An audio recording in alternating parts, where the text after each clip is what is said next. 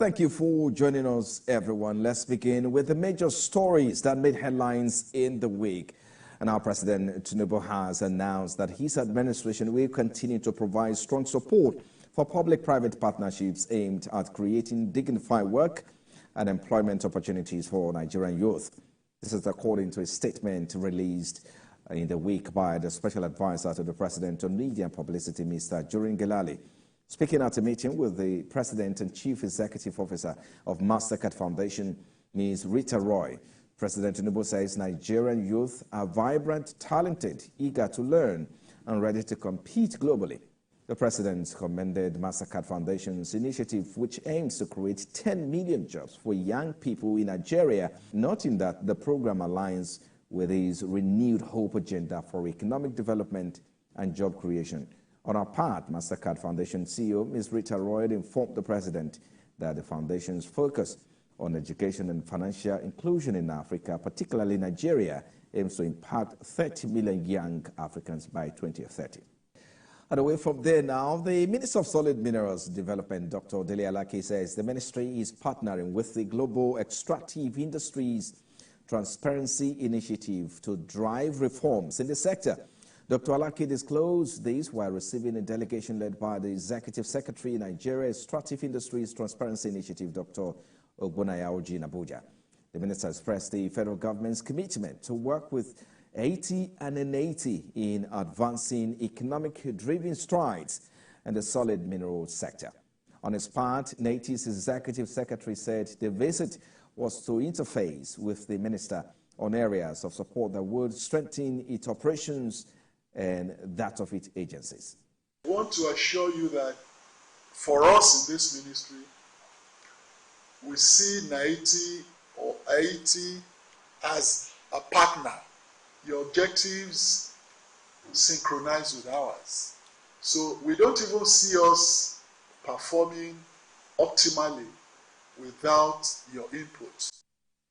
And also in the course of the week, the Murtala Mohammed Airport Customs Command has implemented measures to intercept those involved in smuggling illicit drugs and contraband at the airport. Controller Mohammed Yusuf shared details of the command's trade facilitation and revenue effort in 2023. TVC News correspondent Tiffany Eze reports.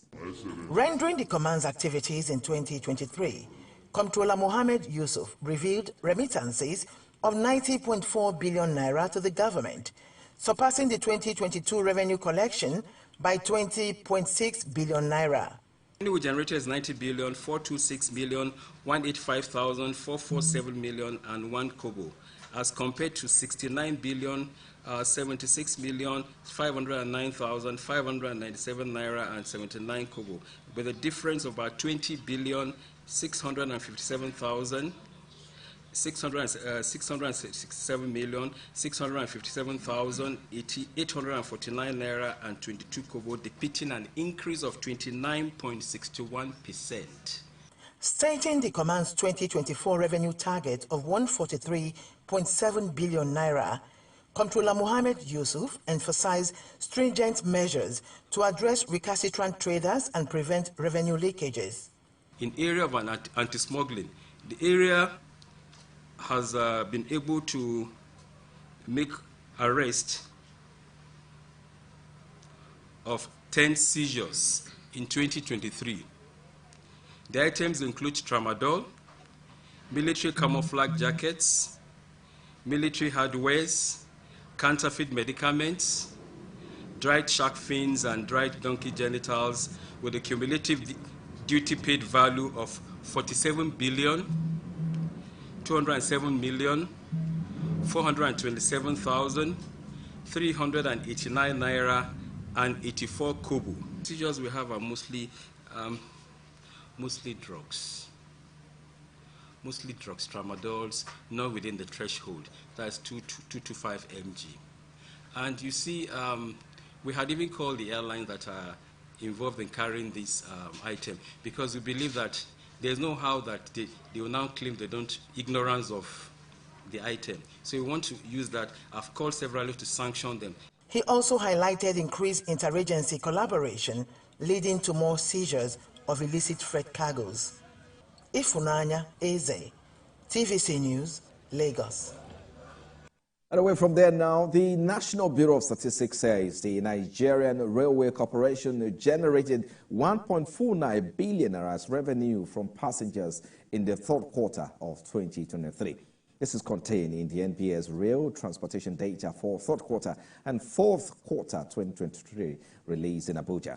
The report showed that the figure increased by 108.25% compared to the 715.9 or 0.9 million naira generated in the third quarter of 2022. And similarly, the report shows that the 286.7 million naira was collected in third quarter 2023 as revenue from goods cargo. This increased by 181.58% from 101.84 million naira received in the third quarter of 2022. The report also showed that the number of rail transport passengers in the third quarter of 2023 increased to 594,348. And also one of the stories that made headline in the week, the federal government says it is seeking to expand over $1 or $11.8 billion bilateral trading partnership with the Republic of India in a bid to boost growth in key sectors of the Nigerian economy. The Minister of Industry, Trade and Investment, Dr. Doris Uzokaniti, said these are the Nigeria-Indian Business Council in Abuja. She highlighted the importance of the trade relationship between the two nations, noting that India is among Nigeria's top 10 trading partners, and Nigeria is India's largest trading partner in Africa. And let's move now to outside Nigeria. Netflix blew past Wall Street subscriber estimate in the fourth quarter, driven by a strong slate of shows that included the final season of the long-running royal drama The Crown and David Fincher's original fame, The Killer. The streaming giant said it added 13.1 million subscribers in the December quarter, its largest ever fourth quarter subscriber growth, exceeding projected gains of 8.97 million, bringing the total number of subscribers to 260 million. Meanwhile, Netflix shares were up by 8.3% in after-hours trading as the stock gained 65% during the 2023, while earnings per share settled at $2.11. Revenue also rose to $8.8 billion, topping forecast and the company's own guidance of $8.7 billion in the quarter.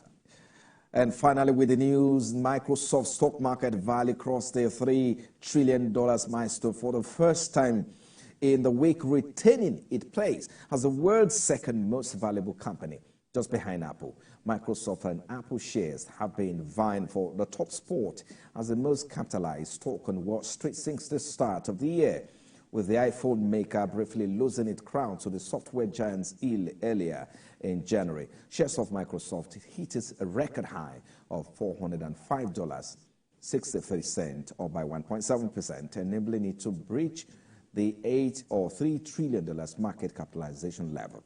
Backed by its investment in ChatGPT, OpenAI, Microsoft is widely seen as a frontrunner in the race for market dominance in the rollout of generative artificial intelligence among other tech heavyweights, including Google owner Alphabet, Amazon.com, Oracle, and Facebook owner Meta Platforms. Well, those were some of the biggest stories in the business week. And coming up after this break, we'll focus on U.S. Secretary of State visit to Nigeria and what that means for the economy. We'll be back in a moment. Please stay with us.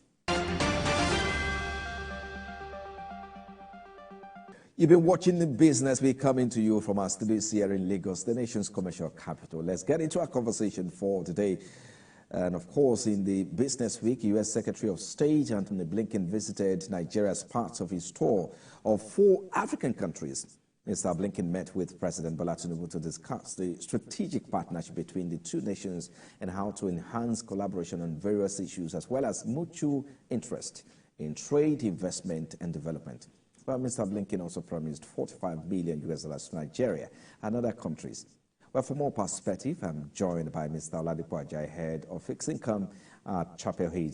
He joins me virtually now. Thank you, Mr. Oladipo, for joining us. Let's get into the conversation now. You know, Nigeria and the United States have a long history of diplomatic, economic, and security cooperation since Nigeria's independence in 1960.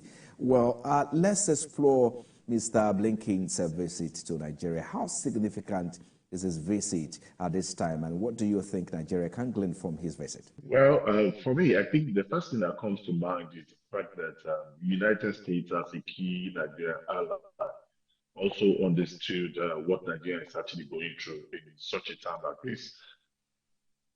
You will notice that in one of the, when he was even speaking, he spoke to the area of insecurity in the country and also the yearning and how the United States is looking at actually increasing the amount allocated for this cause in West African countries.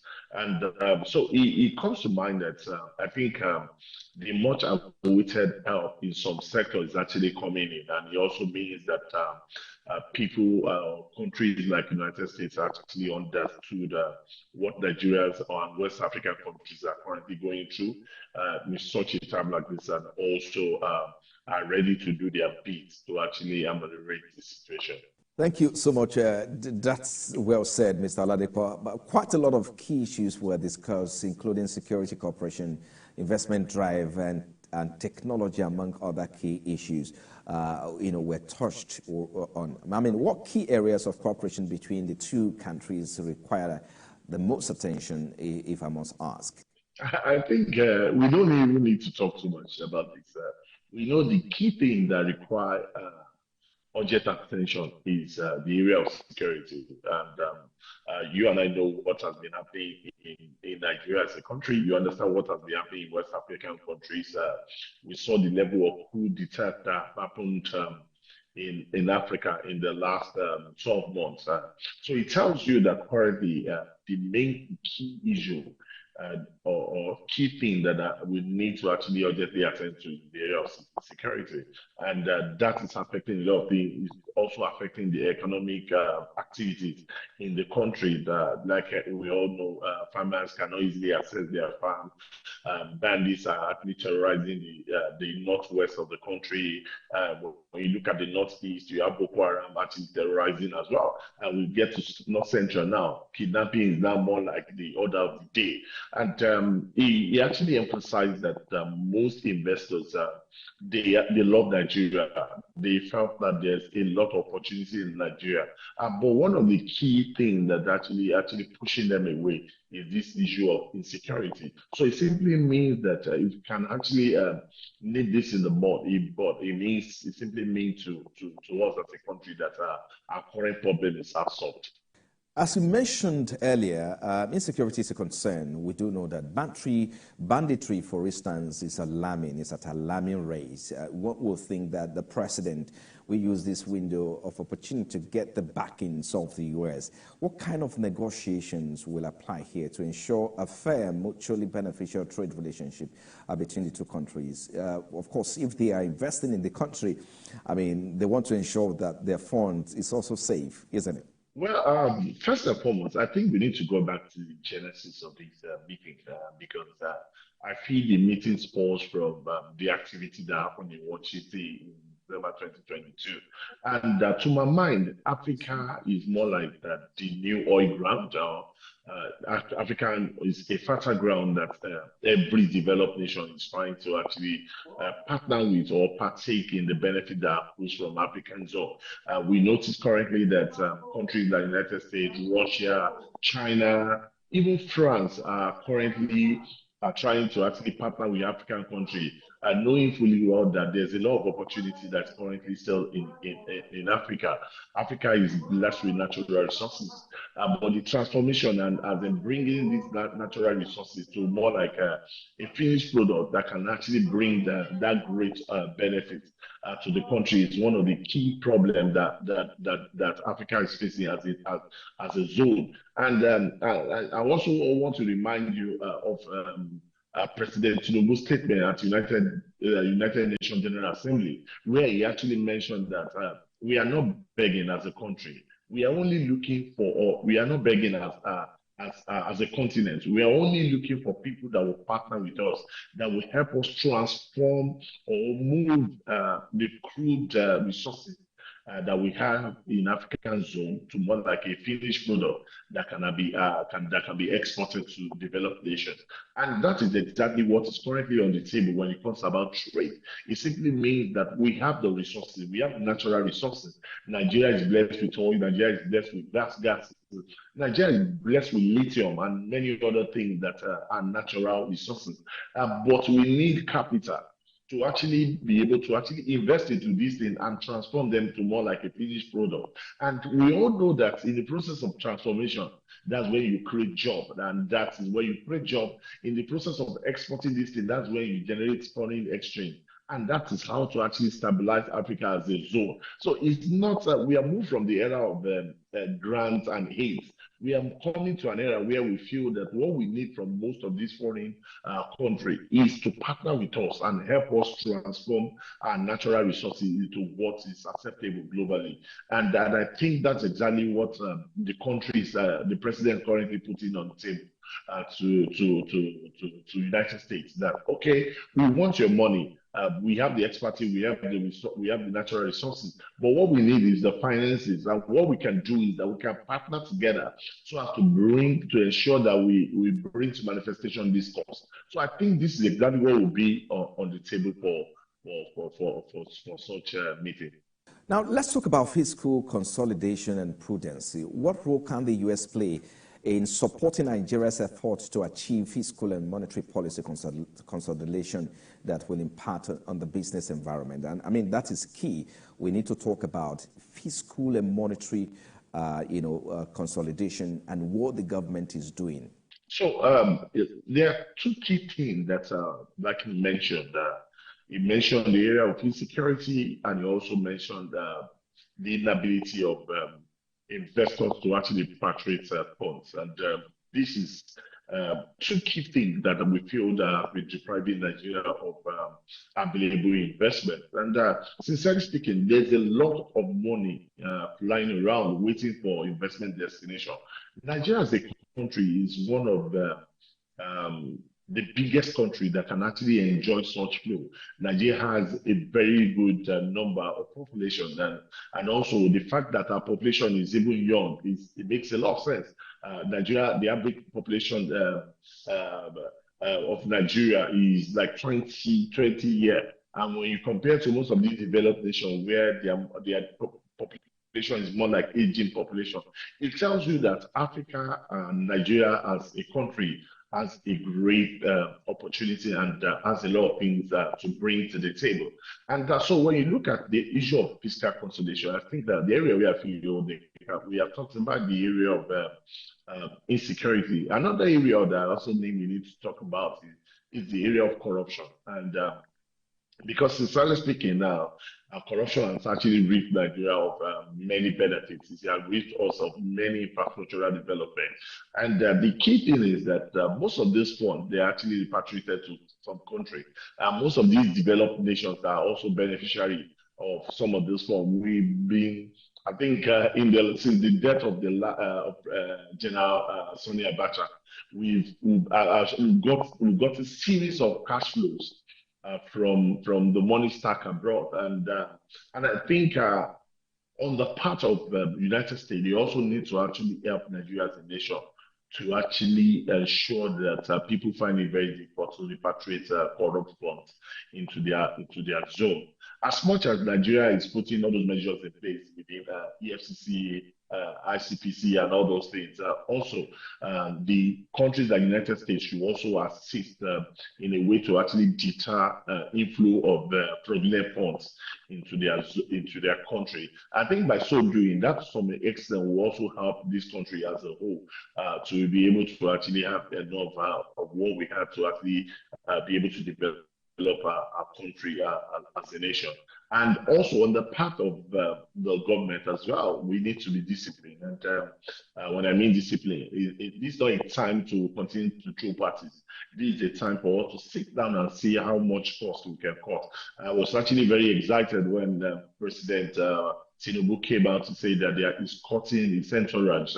It makes a lot of sense because I'm actually one of those people that criticized the last supplementary budget. And when you start seeing headlines like renovation of presidential house for 5 billion, and vice president's house for 4 billion.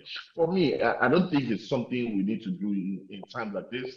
And Nigerians are currently actually enduring. And when the subsidy was removed, the president actually promised us that we should endure because there's light at the end of the tunnel. And currently, Nigerians are enduring. So it's not a time that Nigerians should see the president living a luxurious life.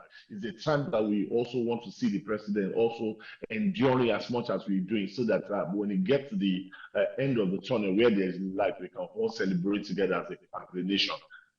And that's exactly what I feel we need to do now.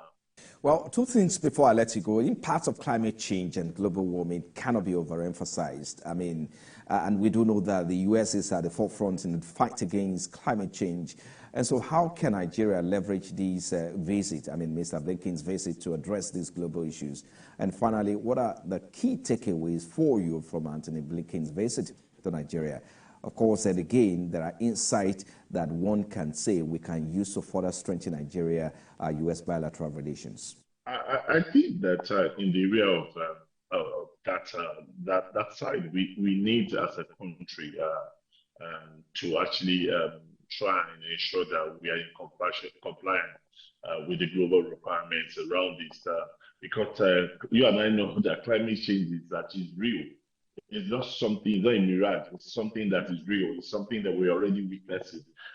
It's something that happens on a daily basis, and the end goal is to protect humanity. So I think it's a very great thing that the West is actually championing the cause. But at the same time, also, I also feel that the West needs to also feel the pulse of most developing nations, because most of them have the view that the current predicament is caused by most developed nations because of their industrial sector and many other things that they've done in the past.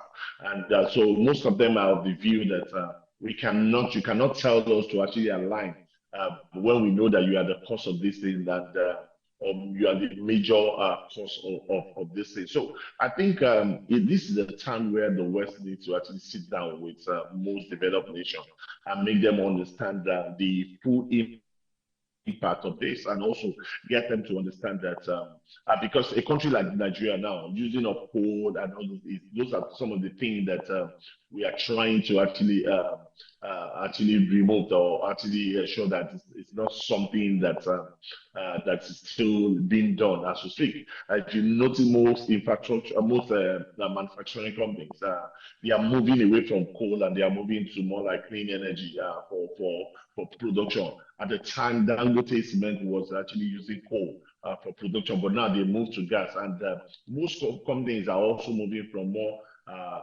from a toxic production process to more like a clean energy production process. And I think that these things are great, but I also think that the West needs to create more like a pool of funds that could help most of these developed nations to actually thrive in this instance, because some of these things that they become more expensive when you want to move into a more to the usage of a more clean energy source of production. It becomes more expensive to some of these companies. But when there's aids and when there's support and when there's training from most of these developed nations, it helps people to align and also help them to be in same stead as every other person. Well, a good place to leave it. Thank you so much for your time. Mr. Oladipo Ajayi, Head Fixed Income at Chapel Denham. Thank you so much for your time. You're welcome. Well, you've been watching Business Week. Just before I let you go, let's tell you that the National Bureau of Statistics says the average price of 5 kilograms of cooking gas surged from 4,828 naira 18 kobo recorded in November 2023 to 4,962 naira in December 2023. This is contained in the Bureau's Cooking Gas Price Watch for December 2023 in Abuja. The Bureau said the average price of 5 kilograms of cooking gas increased on a year-on-year basis by 8.7% from 4,565 naira 56 kobo recorded in December 2022 to 4,962 naira in December 2023. On state profile analysis, the report showed that Adamawa recorded the highest average price at 5,725 naira 33 kobo, followed by Jigawa at 5,686 naira 88 kobo, and Lagos at 5,671 naira 5 kobo, while Ebonyi recorded the lowest price at 4,071 naira 43 kobo, followed by Imo and Abia at 4,088 naira 24 kobo and 4,155 naira 88 kobo, respectively. Well, that's our show this week. Thank you for watching. I am Frank Omalape. I'll see you again next week. Bye-bye for now.